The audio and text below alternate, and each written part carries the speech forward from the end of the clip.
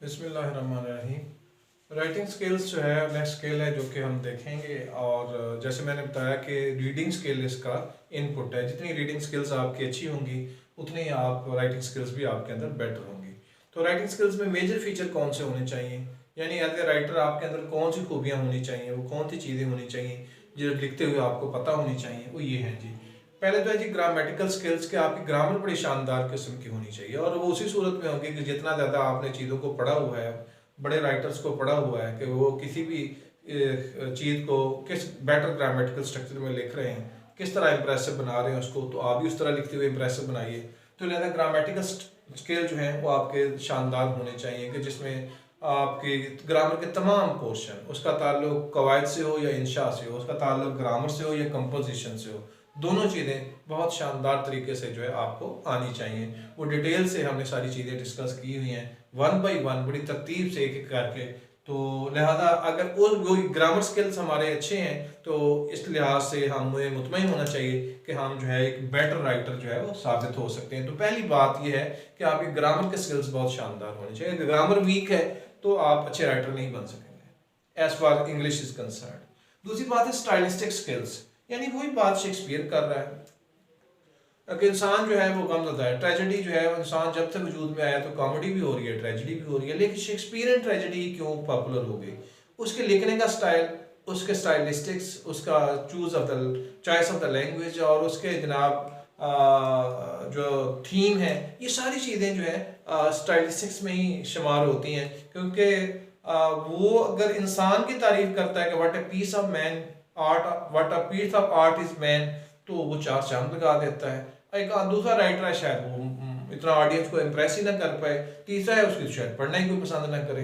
तो ये डिपेंड करता है कि उसके स्टाइलिस्टिक्स कैसे कैसे हैं। कि शेक्सपियर के अंदर बहुत ज़बरदस्त ये क्वालिटी पाई जाती थी कि उसी वजह से उसके जो जुमले हैं ज़बानें ज़्यादा आम हो गए, क्योंकि उसके अंदर स्टाइलिस्टिक्स बहुत ज़बरदस्त थी। उसे पता था कि ये बात जो है इम्प्रेसिव वे में कैसे की जा सकती है, शानदार तरीके से कैसे की जा सकती है। मैं वर्बोसिटी की बात नहीं करता, बात आप सिंपल होकर भी बहुत स्टाइलिस्टिक हो सकते हैं। इसी तरह रेट्रिकल स्किल्स हैं। रेट्रिकल स्किल्स ये होती हैं कि आप अपनी तहरीर के अंदर, अपनी राइटिंग के अंदर किस तरीके से कनेक्टिव लगाते हैं, उसे एक चीज़ को दूसरे से कनेक्ट कैसे करते हैं, दूसरी को तीसरी से कनेक्ट कैसे करते हैं। तो ये चीज़ें जो है अफेक्ट क्रिएट करती हैं, ओवरऑल जो है एक इम्प्रेशन क्रिएट करती हैं राइटर का पढ़ने वाले पे, कि वो अपनी बात को, अपने मौक़िफ़ को लेके बहुत शानदार तरीके से आगे बढ़ता है। जैसे मैंने कहा कि ट्रेजेडी शुरू से लिखी जा रही थी, रोमन दौर में भी लिखी गई, उससे पहले दौर में भी लिखी गई, ग्रीक ट्रेजेडी बड़ी मशहूर हुई। लेकिन मॉडर्न दौर में अगर देखा जाए, 16वीं सेंचुरी का जो ज़माना था, उस वक्त का ज़माना बड़ा टॉप का ज़माना था, लिटरेचर का ज़माना समझा जाता है। उसमें शेक्सपियर क्यों पॉपुलर हो गया? उसकी बुनियादी वजह यही थी कि उसके अंदर ये स्किल्स, वो स्किल्स स्टाइलिस्टिक स्किल्स हों, बहुत शानदार थे, रेट्रिकल स्किल्स हों, बहुत शानदार थे। एक चीज़ होती है जी ऑर्गेनाइजेशनल स्किल्स, कि आपने कैसे लिखना है। आप अपने आइडियाज़ को भी ऑर्गेनाइज करेंगे, आप अपने सिंटैक्टिकल स्ट्रक्चर्स को भी ऑर्गेनाइज करेंगे, और आप अपनी वोकैबुलरी को भी इस तरीके से ऑर्गेनाइज करेंगे कि आप सारी चीज़ें जब ऑर्गेनाइजेशन के प्लेटफॉर्म से गुजरेंगी तो वो इम्प्रेसिव हो जाएंगे।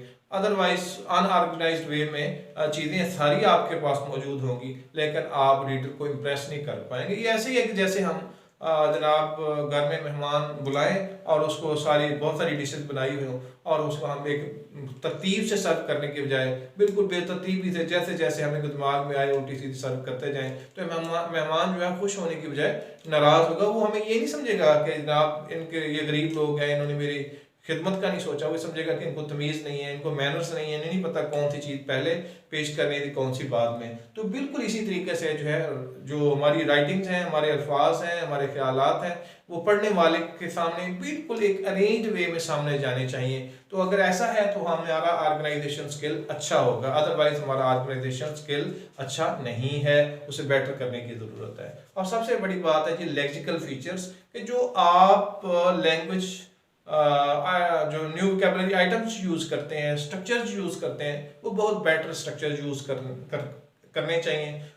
हाँ, आप बड़े राइटर को फॉलो कर सकते हैं और उनको कुछ इमिटेशन भी कर सकते हैं, लेकिन आप एक्सपेरिमेंटेशन बेटर वे में करने की कोशिश करें, नए स्ट्रक्चर सामने लाने की कोशिश करें। क्योंकि किसी राइटर की सबसे बड़ी खूबी ये होती है कि वही मजमून जो सदियों से चला आ रहा है उसको ऐसे लैंग्वेज फीचर्स इस्तेमाल करके जो है आवाम के सामने पेश करता है कि वो बहुत पॉपुलर हो जाता है, और दूसरे सदियों से वही बात करते आ रहे हैं, उन्हें को पूछता नहीं है। तो उसमें बुनियादी बात ये है कि उसके लेक्सिकल फीचर्स जो है बहुत शानदार होते हैं, क्योंकि अगर ये सारी चीज़ें जो है जब हम कोई चीज़ लिखते हैं उस पर हम गौर कर लें तो हमारी तहरीर जो है बड़ी शानदार हो सकती है जी। फिर देख लें जी कि हमने कहा कि ग्रामर स्किल्स हमारे अच्छे होने चाहिए, स्टैटिस्टिक्स स्किल्स अच्छे होने चाहिए, प्रैक्टिकल स्किल्स अच्छे होने चाहिए, ऑर्गेनाइजेशन स्किल्स और लेक्सिकल फीचर्स जो है बहुत शानदार होने चाहिए। Thank you.